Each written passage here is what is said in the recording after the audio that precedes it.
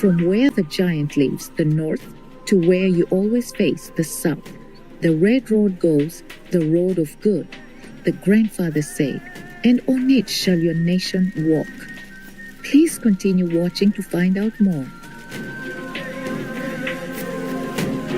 In today's program, we'll share with you a book named Elk Speaks and dip deep into the spiritual message Black Elk had left to the world.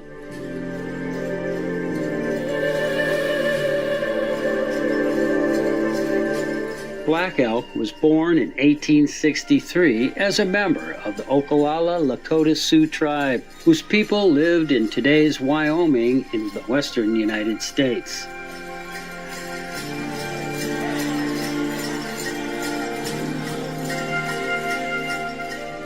Starting at age 9, Black Elk was led by inner visions to protect both the indigenous lands and his people.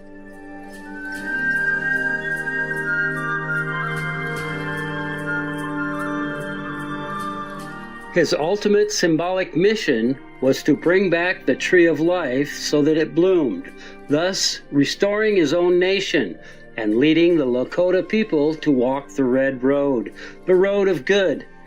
Black Elk was revered by his fellow tribespeople as a holy man who could also heal injury and sickness through the grace of God or the Great Spirit. In 1930, Black Elk agreed to an interview by John Neihardt, an American writer and poet. Mr. Neihardt later published the book Black Elk Speaks, a vivid and moving account of Lakota life and spiritual traditions.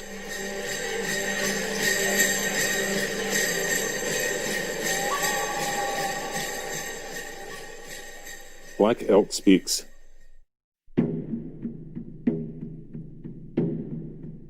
My friend, I am going to tell you the story of my life as you wish, and if it were only the story of my life, I think I would not tell it. For what is one man that he should make much of his winters, even when they bend him like a heavy snow? So many other men have lived, and shall live that story to be grass upon the hills. It is a story of all life that is holy and is good to tell, and of us two-leggeds sharing in it with the four-leggeds and the wings of the air and all green things. For these are children of one mother, and their father is one spirit. But now that I can see it all as from a lonely hilltop, I know it was the story of a mighty vision given to a man too weak to use it, of a holy tree that should have flourished in a people's heart with flowers and singing birds, and now is withered, and of a people's dream that died in bloody snow. But if the vision was true and mighty, as I know, it is true and mighty yet, for such things are of the Spirit, and it is in the darkness of their eyes that men get lost.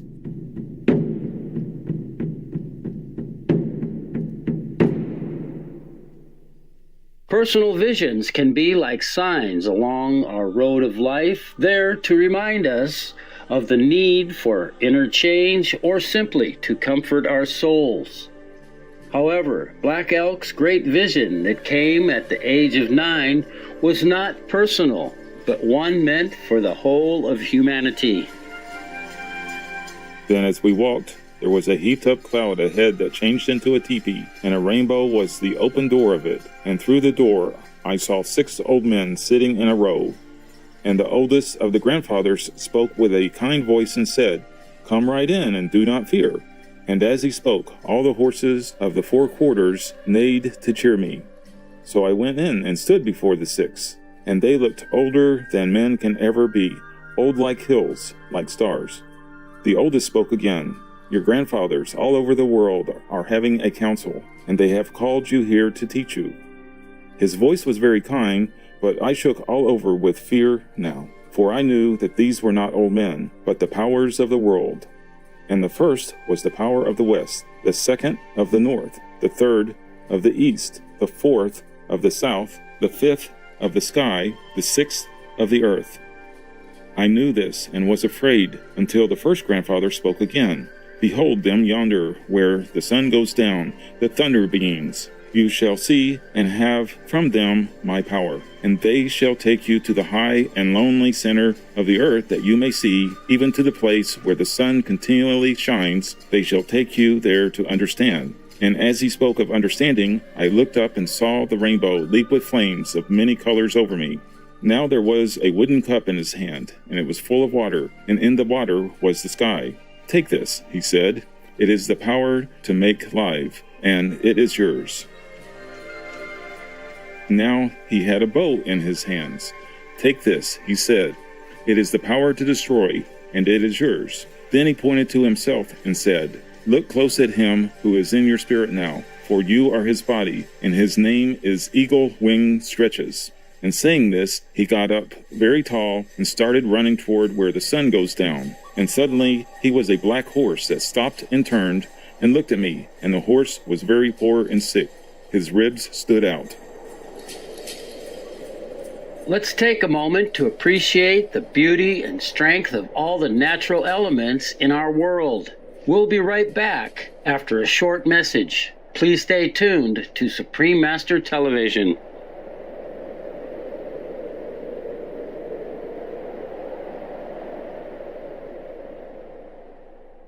Welcome back, radiant viewers. For the traditional Indian people, the four directions are imbued with spiritual meaning. In Black Elk's vision, we can perceive that the east, where the morning star rises, stands for positive wisdom and knowledge, while the west stands for destruction and wars. What about the north and the south? And what is the red road and the black road? Black Elk continues to speak.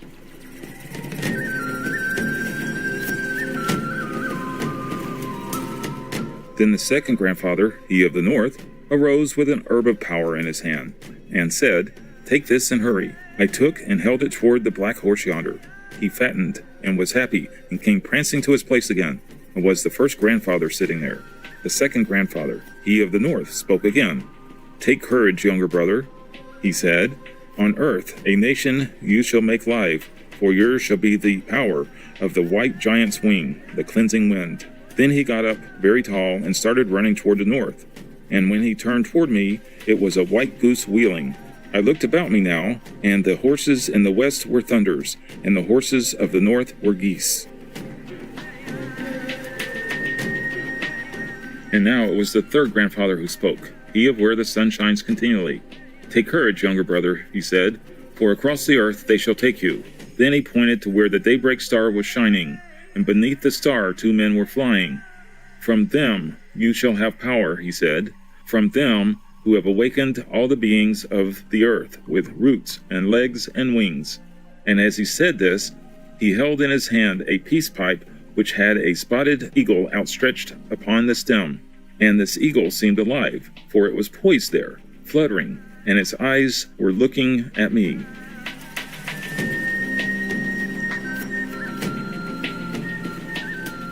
With this pipe, the grandfather said, you shall walk upon the earth, and whatever sickens there, you shall make well. Then he pointed to a man who was bright red all over, the color of good and plenty. And as he pointed, the red man lay down and rolled, and changed into a bison that got up and galloped toward the sorrel horses of the east, and they too turned to bison, fat and many.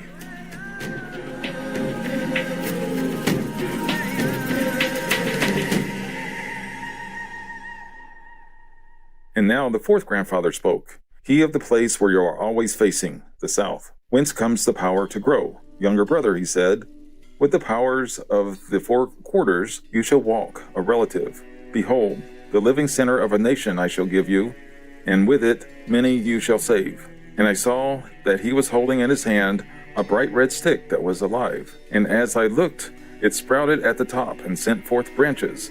And on the branches many leaves came out, and murmured, and in the leaves the birds began to sing. And then, just for a little while, I thought I saw beneath it, in the shade, the circled villages of people, and every living thing with roots or legs or wings, and all were happy. It shall stand in the center of the nation's circle, said the grandfather, a cane to walk with, and a people's heart, and by your powers you shall make it blossom. Then, when he had been still a little while to hear the birds sing, he spoke again, Behold the earth. So I looked down and saw it lying yonder like a hoop of peoples, and in the center bloomed the holy stick that was a tree, and where it stood there crossed two roads, a red one and a black. From where the giant lives, the north, to where you always face, the south, the red road goes, the road of good, the grandfather said, and on it shall your nation walk. The black road goes from where the thunder beings live, the west, to where the sun continually shines, the east, a fearful road, a road of troubles and of war. On this also you shall walk, and from it you shall have the power to destroy a people's foes. And for a sense you shall walk the earth with power. I think he meant that I should see 4 generations, counting me, and now I am seeing the 3rd. Then he rose very tall and started running toward the south, and was an elk, and as he stood among the buckskins yonder, they too were elks. From the north to the south is the good red road, the spiritual road. According to the Lakota elders, the negative force lies on the left and the positive on the right. We may go left or right sometimes, but we should always come back to the middle and travel the good red road, representing spiritual balance.